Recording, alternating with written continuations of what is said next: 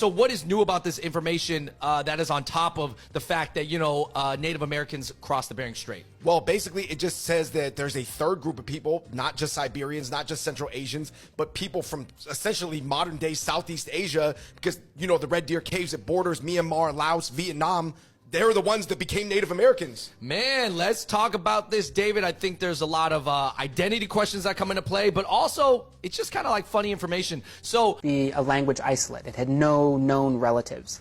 It was just kind of sitting there in central Siberia. It was nothing like any of the other languages in central Siberia.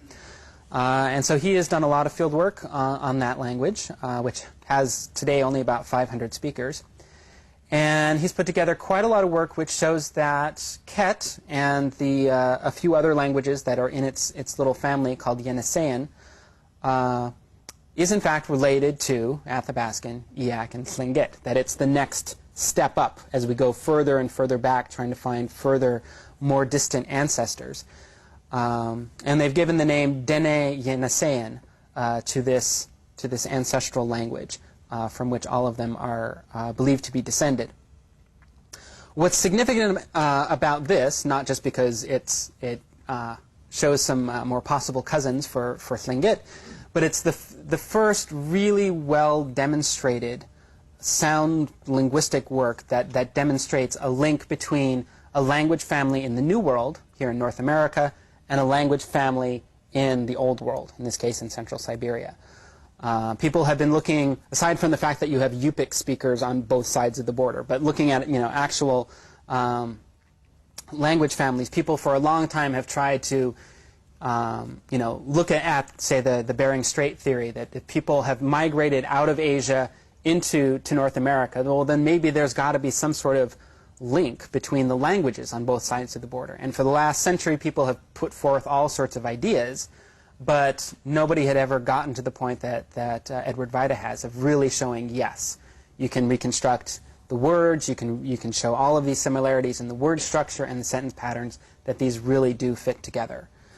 So that is now the standard and has gotten a lot of support from the linguistic community as far as believing that this is now something that's been pretty well proven. Beyond that there's still ideas even looking further back or further afield from Yeniseian. So there are folks who are working on what's called the Sino-Dene hypothesis, which would link Athabascan, Eyak, Tlingit, and Yeniseian with Sino-Tibetan languages, which includes Chinese, Tibetan, Burmese, and a lot of other languages. David, what are like the main reactions that people had on the internet, like the different groups? Okay, we had to go first to the Native American subreddit. Right. Basically, they were like kind of rolling their eyes like, oh, great. They're just another thing to sort of like take us away from who we are, because, when the white man came and like killed us all or took our land, they were kind of like saying, oh, well, you guys never really belonged here anyway. Right. And then now people are like joking about like, oh, what are they going to like call us Chinese now? Right. Or what? The Chinese are going to claim us. I don't want to be Chinese. I'm Native American. And by the way, I don't think this study invalidates their identity. I totally think they should feel free, and they rightfully should identify as Native American. Probably in the scientific community are just glad they made a big discovery. But people in Yunnan, like you said, they're really excited to see this link. And I can see why, because, Andrew, a lot of the people who live in the mountains of Yunnan right now that are sort of these like tribal mountain people, they still have native customs and a lot of things that visually are similar to the Native Americans. Yeah, I mean, especially if you count like Taiwan, and then like you're talking about indigenous cultures from around the world, especially when it comes to kind of like people who are linked to Asia, a lot of the culture is still kind of similar. Yeah. At least the old traditional like clothing that they wear. And it's really weird. It goes along like latitude. So for example, if you look at ancient Siberians and then you look at Alaskans, it's really similar. And then you go one notch level lower and maybe like First Nations and Central Asians. You know what I mean? There's more of a linkage, and then you kind of just go all the way down, because obviously if the migration pattern went all the way down through Mexico, all the way down into Peru, into South America, that's like all one like link of like one or three groups of people. Right. It doesn't matter. And not only that, like we said, unfortunately, the Native Americans, I guess like they were on the losing end of the battle with the Europeans for America by a long shot. So I guess even if they did descend, like we said, back to that, like that white guys, I don't care if they came from Indonesia, Borneo, y'all don't know nothing. We came and we won. We won the game. Damn. That's messed up, right? They- But that's how, like, sort of some people see it. And I would say this. For me, my major takeaways are a couple things. One, it made me consider the ancient link between sort of like your, ancient Austronesian costumes, Zhuang, Dai people, and Native Americans. Some of the totem poles look the same. Really, like, striking.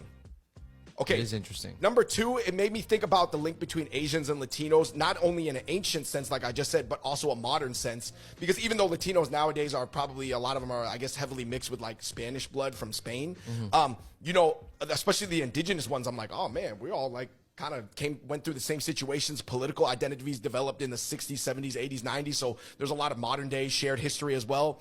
And then it kind of made me think about like the collaborations that we have between Native Americans and Asians. Like, Oh, you mean like the modern day ones? yeah, the modern day one. For example, the movie Wind Talkers, about the Navajo Indians helping the Americans fight against the Japanese, but there's a lot of really good scenes in there. One of them, some of the white soldiers, they don't trust the Navajo people because they're like, they just look like nips to me. They look like Japanese to me. And then remember the Navajo guy's like, I do look just like them. Yeah. And Well, then- because they do location. Yeah, in the movie. And then obviously that was directed by John Woo, who's Chinese. Andrew, Disney Pocahontas looks like a Filipino ABG.